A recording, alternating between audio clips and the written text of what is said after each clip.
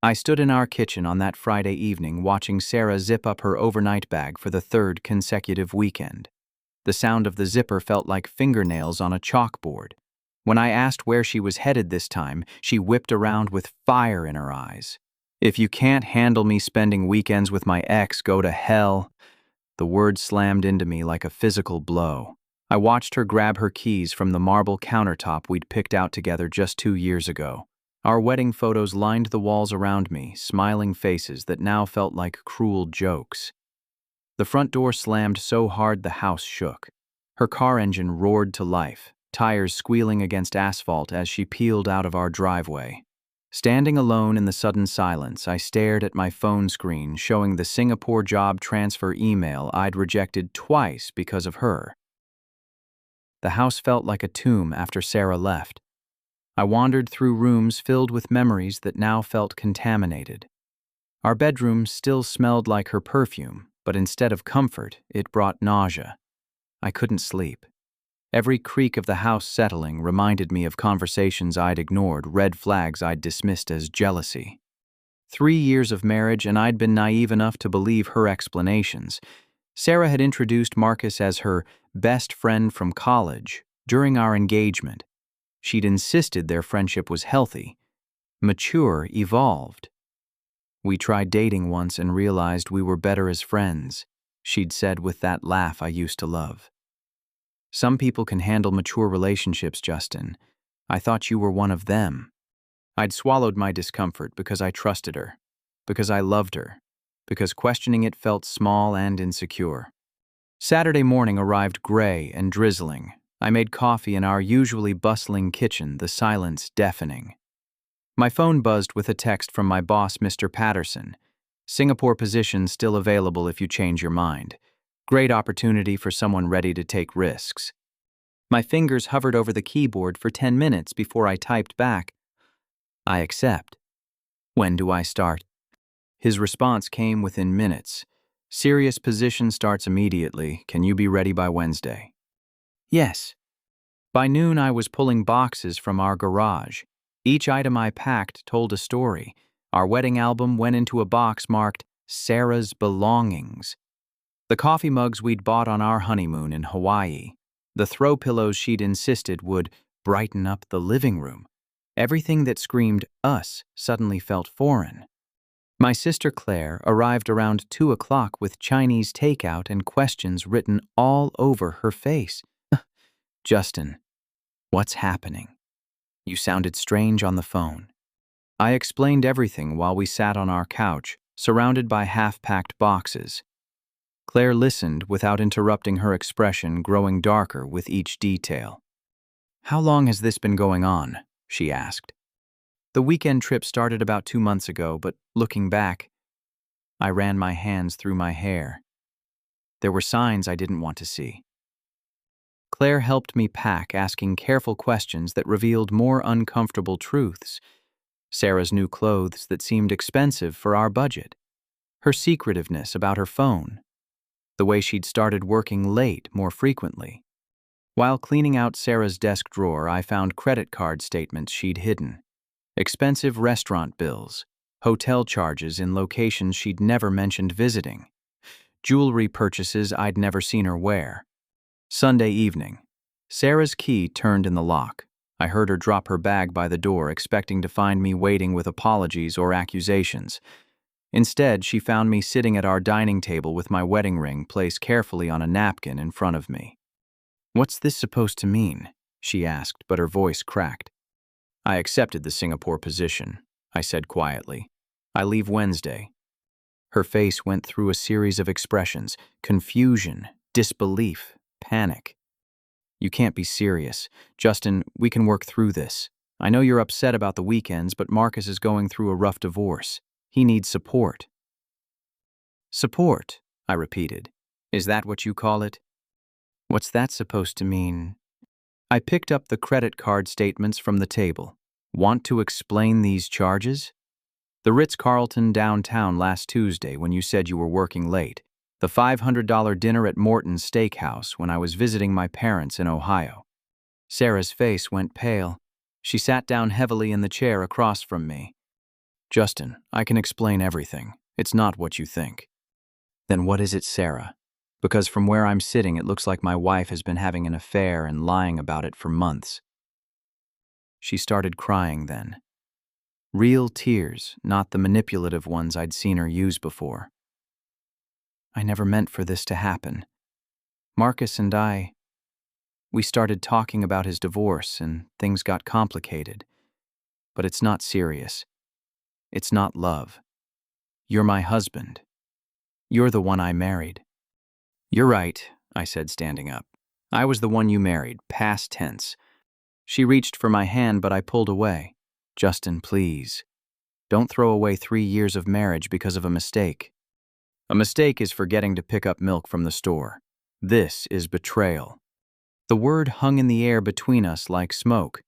Sarah broke down completely, then admitting through sobs that she'd been sleeping with Marcus for 8 months. 8 months of lies of me being the fool who believed her stories about late work meetings and girls' nights out. I felt strangely calm. The worst part was over. The uncertainty, the gaslighting, the feeling like I was going crazy when I questioned her behavior. Now I had truth, ugly as it was. I'm filing for divorce, I said. I've already spoken with an attorney. Sarah's tears stopped abruptly. You what? I called Henderson and Associates yesterday. They're handling everything. For the first time in months, I felt like I could breathe clearly. Monday morning arrived with Sarah blocking my car in the driveway. She stood in her bathrobe and slippers, arms crossed, as if her physical presence could somehow undo the previous day's revelations. Move, Sarah, I said calmly, carrying my suitcase to the car. I won't let you destroy our marriage over this, she said. We can go to counseling. We can work through this like adults. I set down my suitcase and looked at her directly. There is no marriage to save. You made that choice months ago when you started sleeping with another man. It was a mistake. People make mistakes in marriages. No, Sarah. A mistake is something that happens once and you immediately regret. What you did was a choice you made every single day for 8 months. Every lie you told, every weekend you spent with him, every time you came home and kissed me, knowing where you'd been. Those weren't mistakes. They were decisions. She grabbed my arm. Please, Justin. I'll end things with Marcus today, right now. We can start over. I gently removed her hand. You already ended things with me the first time you chose him over our marriage. As I moved toward my car, Sarah pulled out her phone and called Marcus on speaker. Marcus, Justin's leaving me. He found out about us and he's moving to Singapore. You need to tell him that what we have doesn't mean anything. Tell him. Marcus's voice came through the phone, groggy with sleep. Sarah, what are you talking about? It's 6 a.m. Tell my husband that our relationship isn't serious. Tell him you don't love me. A long pause. Then Marcus said, I can't tell him that, Sarah, because it wouldn't be true. The phone slipped from Sarah's hands and clattered on the driveway.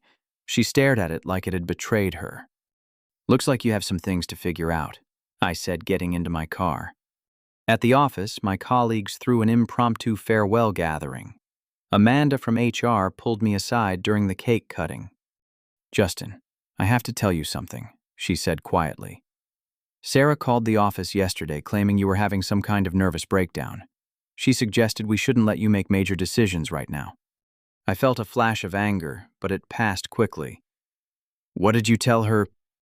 I told her that you seemed perfectly rational to me and that your personal life wasn't our concern unless it affected your work performance. Which it hasn't. Thank you for that. There's something else, Amanda continued. She also asked about your salary, your benefits package in Singapore, whether the position was permanent. I didn't give her any information, but I thought you should know. My best friend Jake took me to lunch at our usual spot downtown. Over burgers and beer, he fidgeted with his napkin like he had something difficult to say. Out with it, I said. I've known about Sarah and Marcus for months, he admitted. I saw them together at that new wine bar in Lincoln Park. They weren't acting like friends, Justin. I wanted to tell you, but Sarah begged me not to. She said she was going to end things and tell you herself. When was this? 4 months ago. I set down my beer. 4 months ago, and she's still been seeing him. I'm sorry, man. I thought I was protecting you by giving her time to come clean.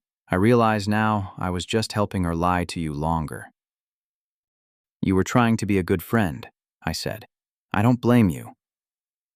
At the airport, Tuesday afternoon, I expected a quiet departure. Instead, I found Sarah waiting at my gate, red-eyed and desperate. This is insane, Justin. You're throwing away everything we built together. We didn't build anything together, Sarah. You built a lie and I was too trusting to see through it. She pulled out her phone. I'll call Marcus right now and end things. You can listen. I'll block his number. I'll do whatever it takes. It's too late for that. It's never too late. We took vows, Justin, in sickness and health, for better or worse. Those vows included forsaking all others, I replied. You broke them first. As I stood to board my flight, Marcus appeared at the gate. He looked haggard, like he hadn't slept. Sarah seemed as surprised to see him as I was. Sarah, we need to talk, he said, ignoring me completely. Not now, Marcus. I'm trying to save my marriage. Marcus laughed bitterly. Save your marriage, Sarah. You're pregnant with my child. What marriage are you trying to save? The words hit me like a physical blow, but not in the way Marcus intended. I started laughing. Both Sarah and Marcus stared at me like I'd lost my mind. That's impossible, I said. What? Marcus demanded. Sarah can't have children. We've known that for 2 years. We went through 18 months of fertility treatments. Multiple doctors confirmed she has scarred fallopian tubes from an infection in college. She's completely infertile. Marcus's face went white. He turned to Sarah. You told me you were pregnant. Sarah's mouth opened and closed like a fish out of water. Let me guess, I continued. She told you she was pregnant right around the time she found out I was leaving. Convenient timing. Marcus looked between Sarah and me, pieces clicking into place. You lied about being pregnant. I thought maybe the doctors could have been wrong. The doctors weren't wrong, Sarah, I said, but your desperation is showing. I picked up my carry-on bag. Good luck with this, Marcus. You're going to need it. As I walked toward the jet bridge, I heard Sarah calling my name, but I didn't look back. The plane touched down at Changi Airport Wednesday morning, and I felt like I was stepping into a different world.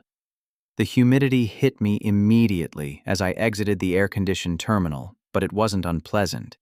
It felt like awakening from a long, cold sleep. David Wong, my new regional director, met me at baggage claim with a warm smile and a firm handshake. Welcome to Singapore, Justin. Ready to hit the ground running? More than ready, I said and meant it. The drive through the city revealed gleaming skyscrapers mixed with colonial architecture street food vendors next to luxury boutiques. Everything felt alive in a way Chicago never had. Elena Martinez, the local marketing director, greeted me at our Marina Bay office with coffee and a detailed briefing about our clients. She was sharp, quick-witted, and had an infectious enthusiasm for her work. The Thompson Hotel's account is our biggest challenge, she explained as we walked through the modern office space. They want to expand their Asian presence, but they're worried about cultural adaptation. Your American perspective will be valuable. What's their main concern? They think luxury hospitality means the same thing everywhere. I've been trying to explain that Singapore luxury expectations are different from American or European standards. I spent my first week immersed in client research, time zone coordination with Chicago clients, and learning the rhythms of a new city. Elena proved to be an excellent mentor-patient with my questions about local customs, while challenging my assumptions about international marketing. My phone buzzed constantly with texts from Sarah. At first, they were apologetic. I made a terrible mistake. Please come home so we can work this out. Then, angry. You're being incredibly selfish.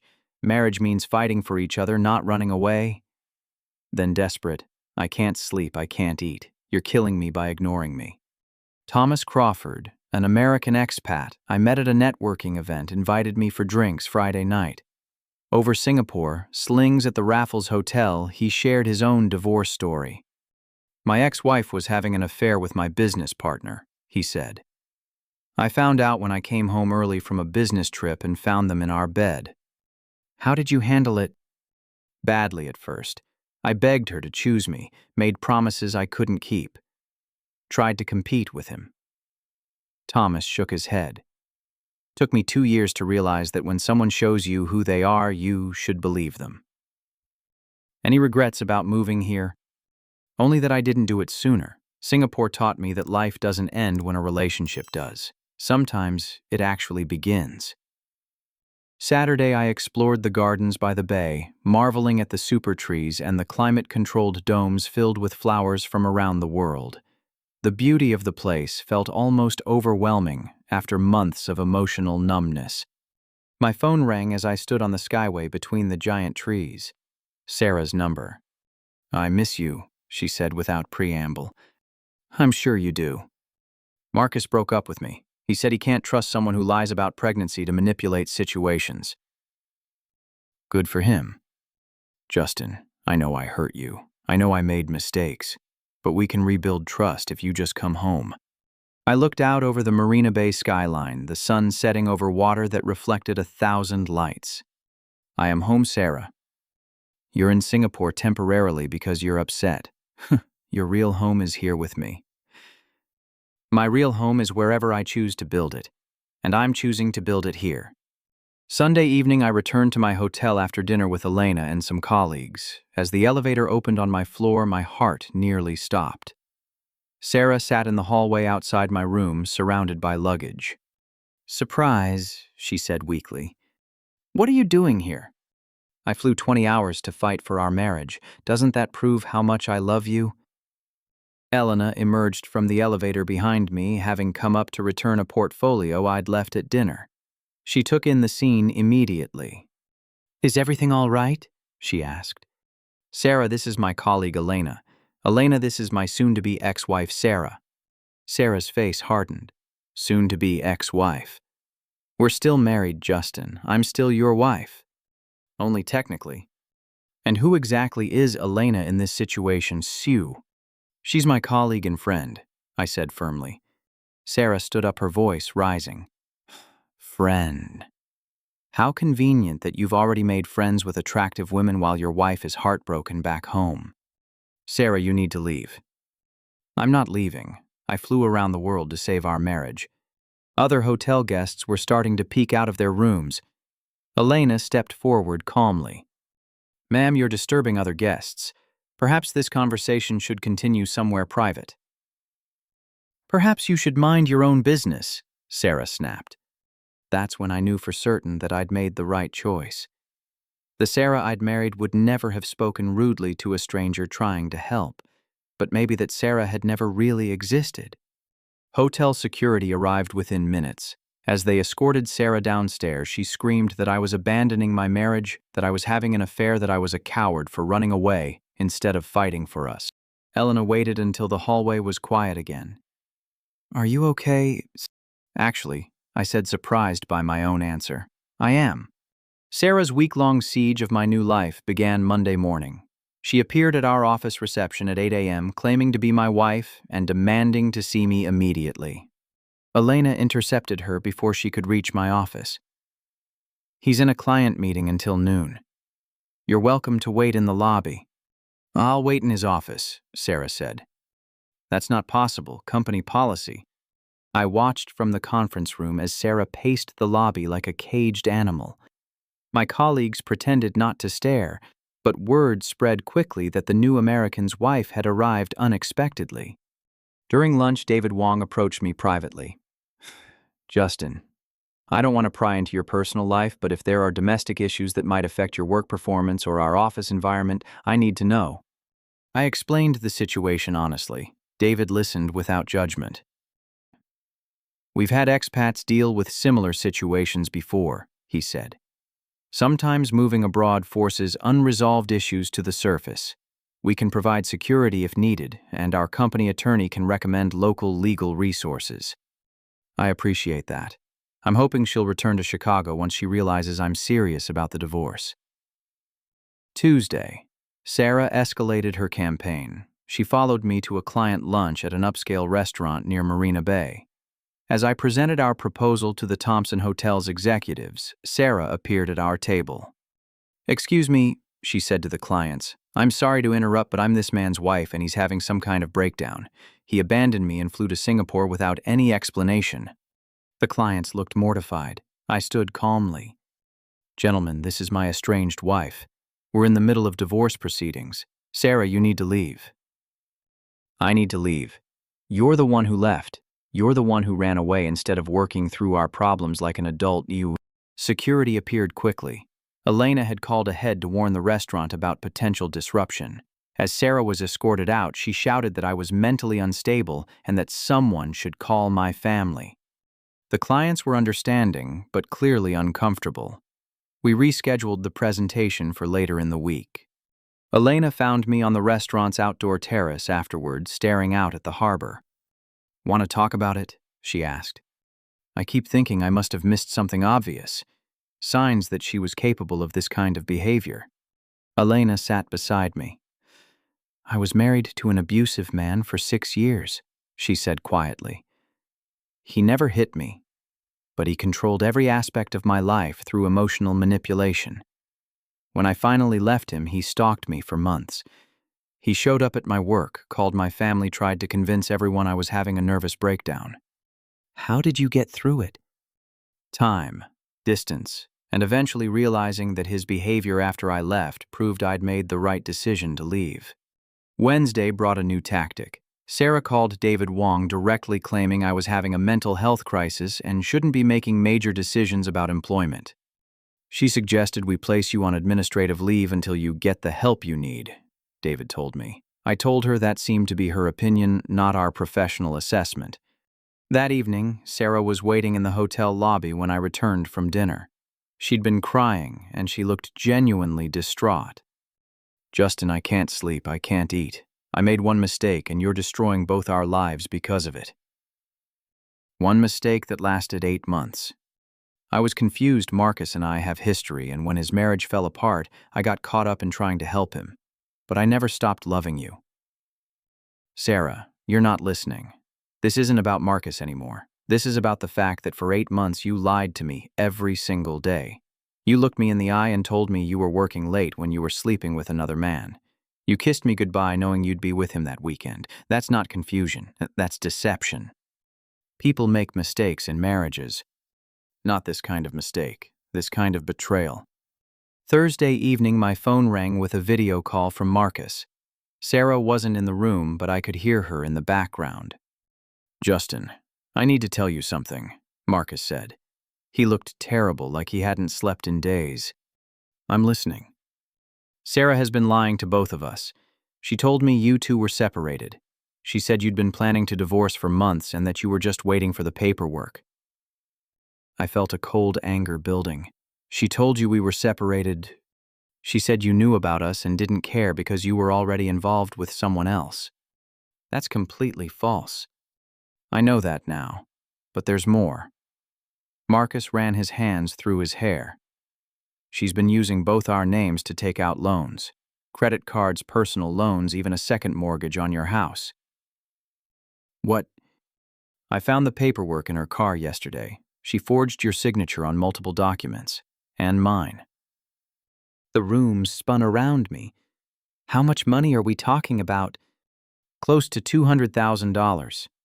Sarah's voice came from the background, shrill and desperate. "Marcus, hang up the phone. You don't understand the situation. Sarah owes money to some very dangerous people," Marcus continued. "She has a gambling addiction, Justin. She's been betting on sports, playing poker games, losing everything. The nice restaurants, the expensive clothes, the hotel charges you found. She wasn't just cheating on you. She was paying for everything with borrowed money." Sarah grabbed the phone from Marcus. Her face filled the screen, tear-stained and wild. "Justin, I can explain everything. The gambling got out of control, but I can stop. I just need help. I need your Singapore salary to pay back the loans, or they're going to hurt me." The pieces clicked into place. Her sudden urgency to stop my transfer, her appearance in Singapore, her desperate attempts to make me come home. "You don't want to save our marriage," I said quietly. You need my money to save your life." She broke down completely, then admitting everything. The gambling addiction that started 2 years ago. The escalating debts. The loan sharks who'd given her until the end of the month to pay up. Her plan to use my Singapore salary to make payments while hiding the debt from me indefinitely. The worst part, I told Elena later, is that if she'd just been honest with me about the gambling problem, I would have helped her. We could have gotten her treatment, worked out a payment plan, dealt with it together. Instead, she chose to solve one lie with bigger lies, Elena said. And now she's trapped in a web so complicated that even she can't find her way out. I hung up on Sarah and Marcus and sat in my hotel room, finally understanding the full scope of what I'd escaped. Friday morning, I walked into the offices of Singapore's most prestigious family law firm. Rachel Chen, the lead attorney, had come highly recommended by David Wong's corporate contacts. International divorces involving financial fraud can be complex, she explained as we reviewed the documents Marcus had sent me. However, the forgery of your signature on loan documents gives us significant leverage. What are my options? We can file for divorce here in Singapore based on adultery and financial misconduct. Since you're now a resident and she's currently in the country, we have jurisdiction. We can also pursue criminal charges for the forged documents. Elena had accompanied me to the meeting, offering moral support and her family's connections to Singapore's legal community. My father is a retired judge, she'd explained earlier. He recommended Rachel specifically because she's handled several cases involving American expats and financial deception. As we left the law office, Elena turned to me. Are you going to press charges? I don't know yet. Part of me wants justice. Another part just wants this to be over. Justice and closure aren't mutually exclusive, she said. Saturday brought a new crisis. Hotel security called my room at 6 a.m. Mr. Thompson, your wife, attempted to access your room using a key card she claimed you'd given her. When our system rejected it, she became combative with our staff. Singapore police are involved. Detective Kumar interviewed me at the hotel while Sarah sat in the lobby with a police officer, her hands cuffed behind her back. Your wife claims you've been holding her passport and preventing her from returning to America, Detective Kumar said. I've never seen her passport. She flew here on her own. She also claims you've been threatening her financially. Detective, I'm the one being threatened. She's forged my signature on loan documents worth over $200,000. I showed Detective Kumar the evidence Marcus had provided. The detective's expression grew serious as he reviewed the documents. These appear to show systematic financial fraud, he said. We'll need to investigate further. The investigation revealed even more disturbing information. Sarah had not only forged my signature, but had also opened credit accounts using my social security number and employment information. Your credit score in America has been severely damaged, Rachel informed me Monday morning. She's missed payments on several accounts that show you as the primary holder. Can we fix that? Yes, but it will take time.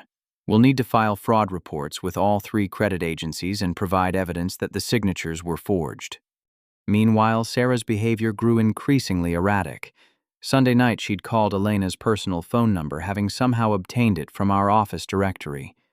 She accused me of stealing her husband, Elena told me. She said she knew we were having an affair and that she was going to expose us to our employers. We're not having an affair. I know that. You know that. But she's desperate and not thinking rationally. Tuesday brought the most shocking revelation yet. Marcus called again, this time from a police station in Chicago. They arrested me this morning, he said. Apparently, Sarah used my identity to take out a $50,000 loan from a loan shark operation. When I didn't make the payment, they expected they came looking for me. Are you safe? For now. But Justin, these people don't mess around. One of them told me they know Sarah is in Singapore with you. They think you two are hiding money overseas. I need to call Detective Kumar immediately. There's something else. Sarah wasn't just gambling on sports. She was part of an illegal poker ring. High-stakes games with very dangerous people. She owes money to organized crime figures. That evening, Rachel, Detective Kumar, and I met to discuss the expanding criminal investigation. Your wife is facing potential charges for immigration violations, identity theft, financial fraud, and now we're learning about connections to organized crime, Detective Kumar explained. Singapore takes financial crimes very seriously. What does that mean for the divorce proceedings? Vice West. It means we have considerable leverage, Rachel said. She's in no position to make demands about property division or alimony. Wednesday evening, Marcus arrived in Singapore. He looked haggard and frightened, constantly checking over his shoulder. I had to leave Chicago, he explained as we met in my hotel restaurant. The loan sharks made it clear that my safety depended on finding Sarah and the money she owes them. How did you afford the flight? I sold everything I owned, my car, my watch, my golf clubs, everything. Sarah appeared in the restaurant doorway as if summoned. She must have been watching the hotel. When she saw Marcus and me sitting together, her face went through a series of expressions: surprise, fear, anger, and finally, desperate calculation. She approached our table slowly, like someone approaching a wild animal. Marcus, what are you doing here? The Torino brothers paid me a visit, Sarah. They're looking for their money. I told them I'd have it by the end of the month. With what money? Marcus demanded. You've maxed out every credit source available. You've forged both our signatures. You've destroyed both our credit ratings. Sarah sat down heavily in the empty chair at our table. I have a plan. Let's hear it, I said. Justin, if you come back to Chicago with me, we can file for bankruptcy together. Married couples can protect more assets in bankruptcy proceedings. I stared at her. You want me to come home and help you commit bankruptcy fraud? It's not fraud. It's using the legal system to protect ourselves. There is no ourselves, Sarah. You created this mess by yourself. You can solve it by yourself. They'll kill me, Justin. Do you understand that these people will actually kill me if I don't pay them back? Marcus leaned forward. Then you should have thought about that before you started gambling with their money. Sarah looked between Marcus and me with growing panic. You're both abandoning me, after everything we've meant to each other. What did we mean to each other, Sarah? I asked. You lied to me for 8 months. You cheated on me. You stole my identity. You put my financial future at risk. What exactly did I mean to you besides a paycheck and a credit score? She started crying then, but they weren't the manipulative tears I'd seen before. These seemed genuine. I never meant for any of this to happen, she whispered. It started small, just a few bets here and there. But when I won, I felt powerful, in control. When I lost, I told myself I'd win it back next time. When did the cheating start? Marcus asked. After I lost my first big bet. I felt so guilty and scared that I couldn't face going home to you, Justin. Marcus was going through his divorce, and I thought I could help him while avoiding my own problems. So you solved feeling guilty about gambling by adding adultery to the mix. I wasn't thinking clearly. I was ashamed and scared, and I kept making worse and worse decisions to cover up the previous bad decisions. I felt a strange mix of pity and anger. This woman sitting in front of me seemed like a stranger wearing my wife's face.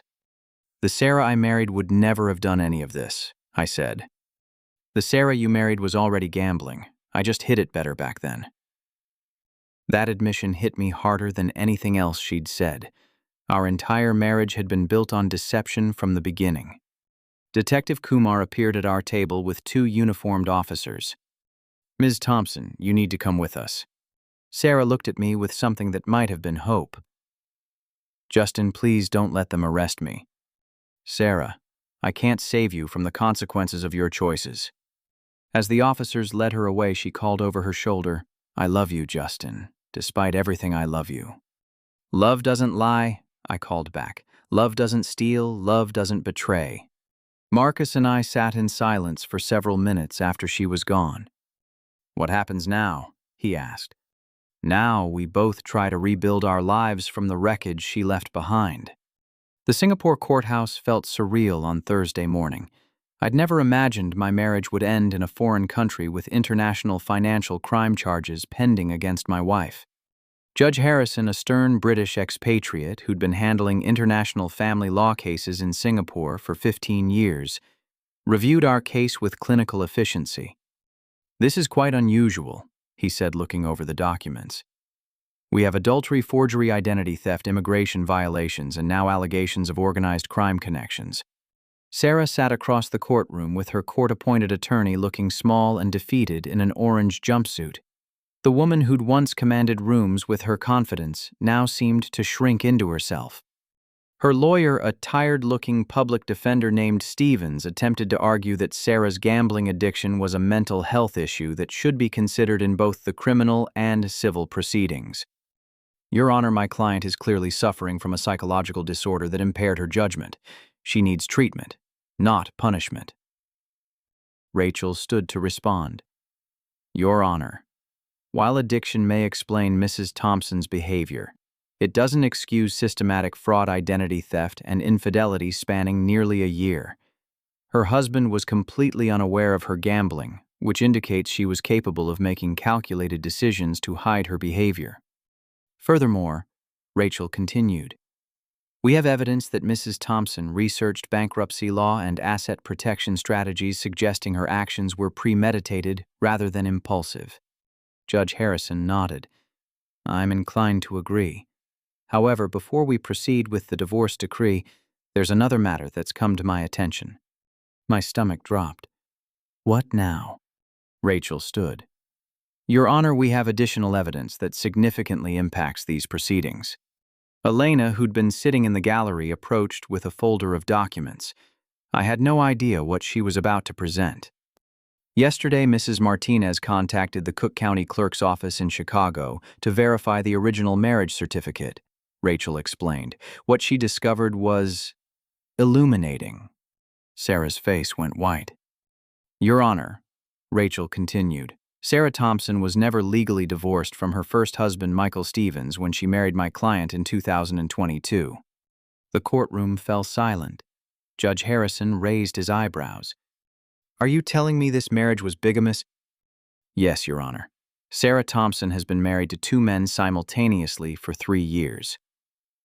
I felt like I'd been punched in the stomach. Not because I still had feelings for Sarah, but because it meant our entire marriage had been a legal fiction. Sarah's attorney looked shocked. "Your Honor, this is the first I'm hearing of this allegation." Judge Harrison turned to Sarah. "Ms. Thompson, did you obtain a legal divorce from Michael Stevens before marrying Justin Thompson?" Sarah's voice was barely a whisper. "No, Your Honor." "Why not?" "Michael disappeared after our separation. I couldn't locate him to serve divorce papers. I thought if enough time passed, the marriage would just become invalid." "That's not how marriage law works, Ms. Thompson." Marcus, who'd been subpoenaed as a witness, looked stunned. "Sarah, you told me you were divorced from both your first husband and Justin when we started seeing each other." "I was going to get divorced from both of them," Sarah said weakly. "I just needed time to figure everything out." Judge Harrison shook his head. "This complicates matters considerably. Mr. Thompson, technically speaking, you were never legally married to Ms. Thompson.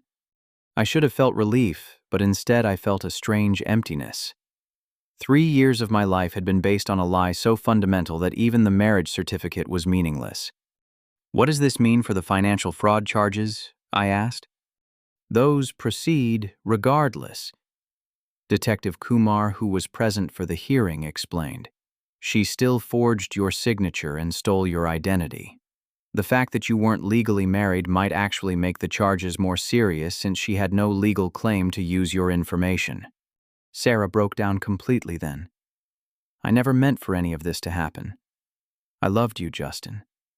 I loved both of you. I just kept making one bad decision after another, and each one led to worse decisions." "Ms. Thompson." "Haas." Judge Harrison said, "You'll be facing criminal charges in both Singapore and the United States.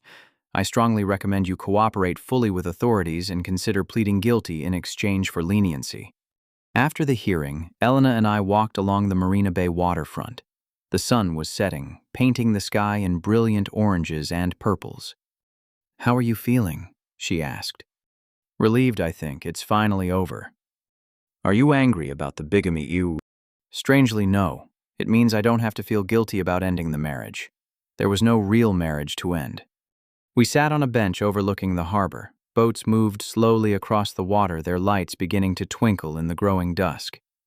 Elena, can I ask you something personal? Of course. When you helped me investigate Sarah's background, when you supported me through all this chaos, was it just professional courtesy? She smiled. At first, maybe. But watching you handle this situation with such grace and dignity, I'd be lying if I said it was purely professional anymore. I'd like to take you to dinner sometime, not as colleagues, as a man asking a woman on a date. I'd like that very much. 6 months later, I received a letter from Sarah. She was serving 18 months in a minimum security federal prison in Illinois after pleading guilty to wire fraud and identity theft charges. The loan sharks had been arrested as part of a larger organized crime investigation, so she was safe from physical harm. I've been going to Gamblers Anonymous meetings in prison, she wrote. I'm starting to understand how addiction changed my brain and my values. I'm not writing to ask for forgiveness or to try to get back together. I just wanted you to know that I'm getting help and I finally understand the damage I caused. You deserved so much better than what I gave you. I hope you found happiness in Singapore. I showed the letter to Elena as we had coffee on our apartment balcony overlooking Marina Bay. Will you write her back? She asked. I don't think so. Some chapters of life are meant to stay closed. Do you forgive her? I'm working on it. Not for her sake, but for mine. Carrying anger is like carrying poison. Elena took my hand. I'm proud of you. For what? For having the courage to walk away from something that was destroying you, even when it meant starting over in a completely new place. I looked out over the harbor where I'd first questioned Sarah's weekend plans now, from a window of the life I'd built for myself. Sometimes the best thing you can do is trust yourself enough to leave. 2 years after that devastating Friday evening in my Chicago kitchen, I woke up in our Marina Bay apartment to the sound of Elena making coffee and humming quietly. Sunlight streamed through floor-to-ceiling windows overlooking a harbor that had become more home to me than anywhere I'd ever lived. The transformation felt almost impossible to believe. David Wong had promoted me to regional marketing director 6 months earlier, and our client roster had grown to include major hotel chains, luxury resorts, and international restaurant groups throughout Southeast Asia. Good morning, handsome, Elena said, bringing me coffee in bed. Ready for the big presentation today? I was pitching a campaign to expand Thompson Hotels into the Vietnamese market. The irony wasn't lost on me that I was now succeeding with the same clients Sarah had once embarrassed me in front of. Ready as I'll ever be. What about you nervous about tonight? Elena was receiving an award from the Singapore Marketing Association for her innovative work with local businesses. Her career had flourished alongside mine, and watching her success gave me more joy than any personal achievement. My sister Claire was visiting for the award ceremony, her first trip to Singapore. At breakfast, she marveled at our view. I still can't believe you ended up here, she said. 2 years ago you were miserable in Chicago, and now look at you. It feels like a different lifetime, I agreed. Any word from Sarah lately? She was released from prison last month. Jake mentioned she moved back in with her parents in Wisconsin and is working at a grocery store while attending addiction counseling. Do you ever wonder what would have happened if she'd just been honest about the gambling from the beginning? Sometimes. But I've learned that you can't build a life on hypotheticals. You have to deal with what actually happened, not what might have been. The Thompson Hotel's presentation went flawlessly. The executives approved our expansion plan and complimented our team's understanding of cultural nuances in international marketing. Your personal experience adapting to life in Singapore really shows in this proposal, the lead executive said. You understand that successful international business requires genuine cultural integration, not just translation. After work, I stopped by a jewelry store in the shops at Marina Bay Sands. The ring I'd been secretly planning to buy was ready. Elena had mentioned several times that she wasn't interested in traditional proposals or elaborate displays. If someone wants to marry me, she'd said, I want it to be because we've built something real together, not because of romantic gestures. That evening at the awards ceremony, Elena looked radiant, accepting her recognition. In her speech, she talked about the importance of authentic partnerships in business and life. "Success isn't about individual achievement," she said to the audience. "It's about finding people who challenge you to be better while supporting who you already are." Our eyes met across the room, and I knew the moment was right. After the ceremony, we walked along Marina Bay with Claire, talking about Elena's award and our upcoming plans for a vacation in Thailand. "Claire, would you mind giving us a few minutes alone?" I asked as we reached the Merlion fountain. "Of course," she said, walking ahead to take photos. "Elena, 2 years ago, my life fell apart in ways I never could have imagined. I thought I knew what love was, what marriage meant, what building a life together looked like. I was wrong about all of it." She smiled. "Where are you going with this? You've shown me what real partnership looks like. You've never asked me to be anyone other than who I am. You've supported me through the worst period of my life without trying to fix me or save me. You've built your own successful career while making space for mine. You've been honest with me even when the truth was difficult." I pulled out the ring. "I'm not asking you to complete me or save me or change me. I'm asking you to continue building the life we've already started creating together." Elena's eyes filled with tears. "Are you sure you're ready for this? I don't want you to feel like you have to prove something to yourself or anyone else." "I'm not trying to prove anything. I'm trying to build something with you." "Yes," she said simply. "Yes, I want to build this life with you too." Claire cheered from her photo spot. Other people around the fountain started applauding when they realized what was happening.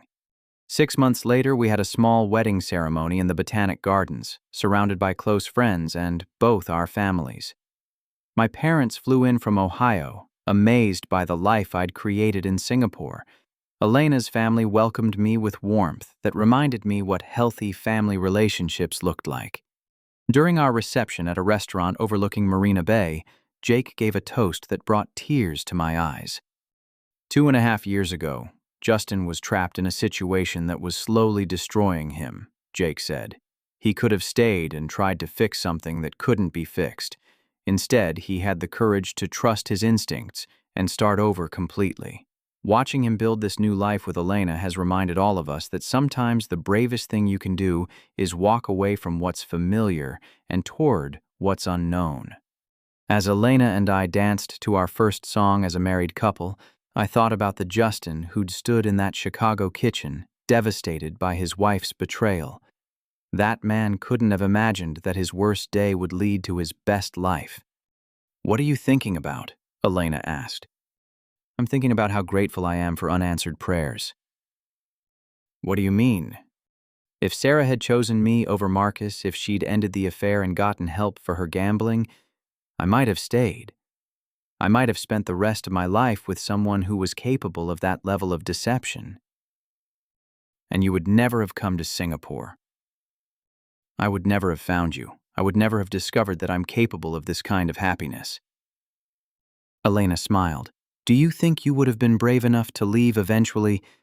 "I don't know. I hope so, but I'm glad I didn't have to find out." The next morning, we woke up in our honeymoon suite overlooking the harbor. Elena was reading emails on her phone while I made coffee. "Anything interesting?" I asked. "David Wong sent congratulations and mentioned that the company is opening a new office in Bangkok next year. He asked if we'd be interested in leading the expansion." "What do you think?" "I think we're pretty good at building things together." "Bangkok it is then." As we sat on our balcony watching the sunrise over Marina Bay, I reflected on the journey that had brought us here. 3 years ago, I thought my life was falling apart. In reality, it was falling into place.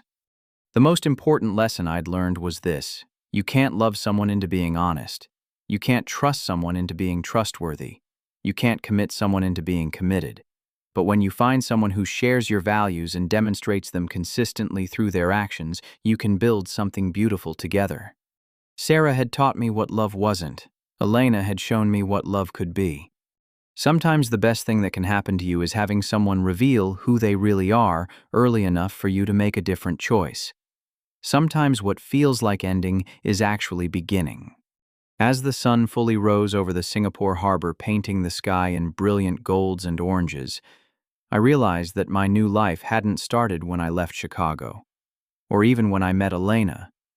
It had started the moment I decided I deserved better than lies, betrayal, and manipulation, disguised as love. The city spread out below us, full of possibilities I'd never imagined when I was trapped in a marriage built on deception. Every day here felt like a gift, every sunrise like a promise that life could continue to surprise you in the best possible ways.